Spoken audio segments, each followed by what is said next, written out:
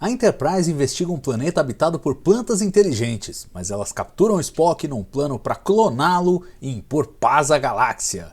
Tudo isso seguindo as ordens de um cientista humano da época das guerras eugênicas. Este é The Infinite Vulcan, episódio da série animada de Jornada nas Estrelas que vamos revisitar agora.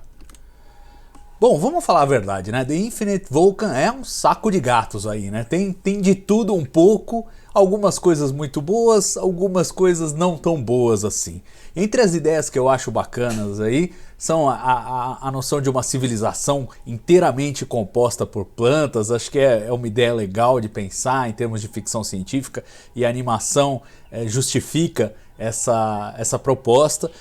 A forma que o pessoal da Enterprise encontra para enfrentá-las, usando um herbicida antigo, acho que é criativo.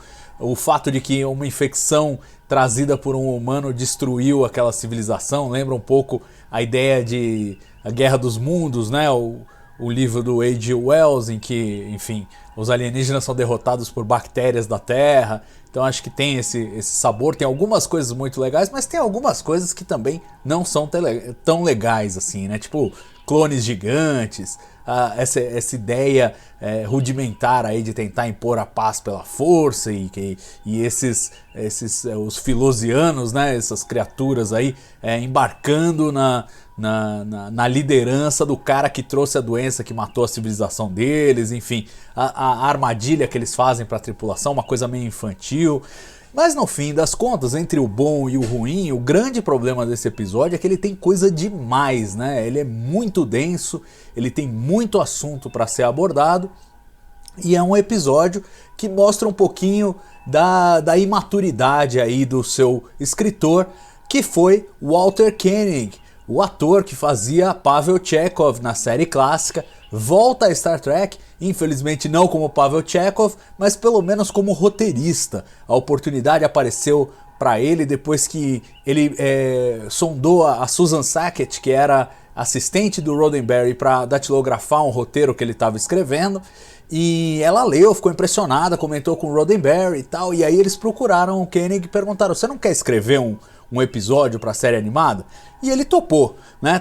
E com isso, claro, se tornou o primeiro ator de um elenco regular de Star Trek a virar um roteirista de episódios, né? A gente já tinha o Stanley Adams lá, que fazia o Cyrano Jones e depois escreveu um episódio na terceira temporada da série clássica, mas do elenco regular, Walter Koenig é o primeiro a entrar aí nessa lista.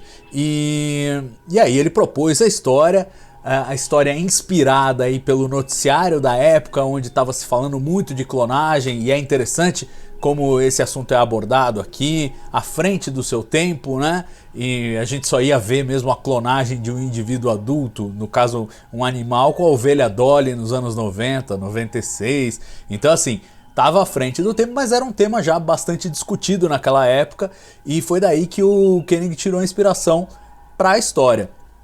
Já o lance da civilização dos vegetais foi uma obsessão do Roddenberry. O Roddenberry insistiu com ele para que fizesse isso, fala: pô, é animação, a gente pode fazer coisas diferentes.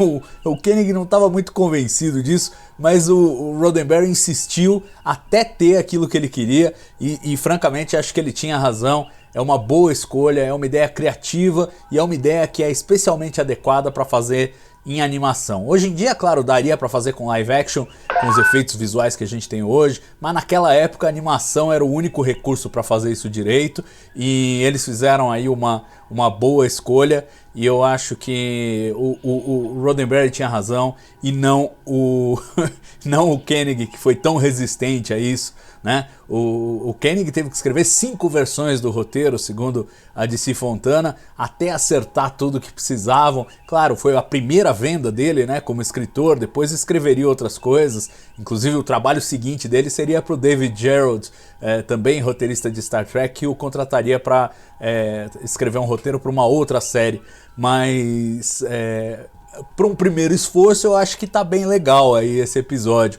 E é curioso que o Walter Koenig pediu autorização para escrever o Chekhov na história, né? Falou: poxa, posso escrever o Chekhov? Mas eles falaram, olha, a gente não tem orçamento para botar ele na história, então não dá, não adianta nem você escrever, porque você não vai poder fazer, vai ser pior ainda. Então não coloque. E aí não conseguiram, não colocaram o Chekhov nem nessa história. Teria sido bacana ver o ator nessa, mas não colocaram.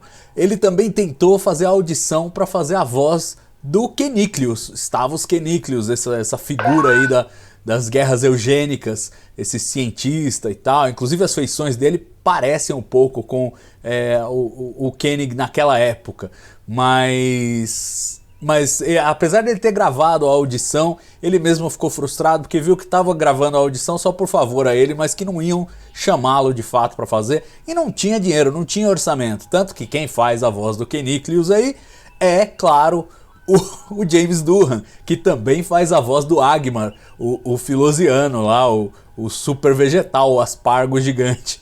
Então não tinha dinheiro mesmo, né? E quem faz a voz do computador da Enterprise desta vez, mais uma vez, é a Nichelle Nichols. Curiosamente não foi a May Gilbert, foi a Nichelle Nichols, se bobear também para economizar o orçamento aí. E o interessante é a conexão que esse episódio faz com Space Seed, da série clássica, né, trazendo esse cientista Stavros Keniklios, que teria participado das guerras eugênicas e que tinha todo um conceito lá de eugenia, de certa maneira trazendo mais uma pecinha pro quebra-cabeças do cânone de Star Trek.